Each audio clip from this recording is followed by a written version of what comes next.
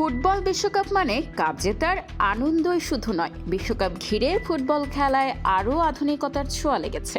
খেলোয়াড়দের স্বাচ্ছন্দ্যের জন্য পরিবর্তন এসেছে পোশাকে, বৈপ্লবিক পরিবর্তন এসেছে ফুটবল প্রস্তুতি শৈলীতেও।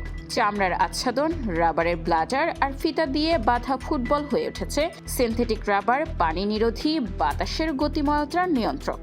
আধুনিক প্রযুক্তির ফুটবল আলরিহোলা কিংবা 2026-এর অফিসিয়াল বল ট্রায়েন্ডা যার দৃষ্টান্ত। বিশ্বকাপের 96 বছরের পথ চলায় আধুনিক প্রযুক্তি, গতিময়তা এবং যুগের চাহিদা মিটিয়ে ফুটবল খেলার মানে যে অগ্রগতি, তার সাথে পাল্লা দিয়ে এগিয়েছে বিশ্বকাপ আসরে ব্যবহার করা অফিসিয়াল বল।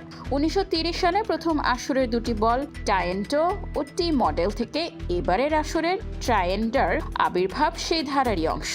1930 সালে প্রথম আসরের স্বাগতিক উরুগুয়ে ও আর্জেন্টিনার মধ্যকার ফাইনালের আগে ঘটেছিল চমকপ্রদ ঘটনা। কোন বল ব্যবহার হবে তা নিয়ে মতবিরোধ তৈরি হয়। ফাইনালের প্রথমার্ধে আর্জেন্টিনার তৈরি টি মডেল বল ব্যবহার করা হয়। প্রথমার্ধে আর্জেন্টাইনরা 2-1 গোলে এগিয়ে থাকে। শর্তানুযায়ী দ্বিতীয়ার্ধে ব্যবহার করা হয় উরুগুয়ের তৈরি বল টায়েন্টো।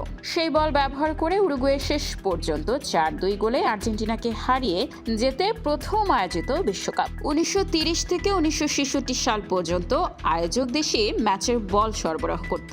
মাঝে 1950 সালে আয়োজক ব্রাজিল প্রথম লেস মুক্ত অফিসিয়াল বল ডুপ্লোটি ব্যবহার করে অগ্রগতির সূচনা আনে। 1970 সালে বিশ্বকাপ থেকে শুরু হয় অ্যাডিডাস জামানা। বিশ্বখ্যাত জার্মান ক্রীড়া সরঞ্জাম প্রস্তুতকারী অ্যাডিডাস প্রতি আসরে যুক্ত করছে আধুনিক প্রযুক্তি। এভাবেই মাঠে গড়িয়েছে টেলেস্টার, ট্যাঙ্গো, ফেভার নোভা, জাবুলিয়ানি, ব্রাজুকা, আলরিহোলা হয়ে ট্রায়োন্ডা।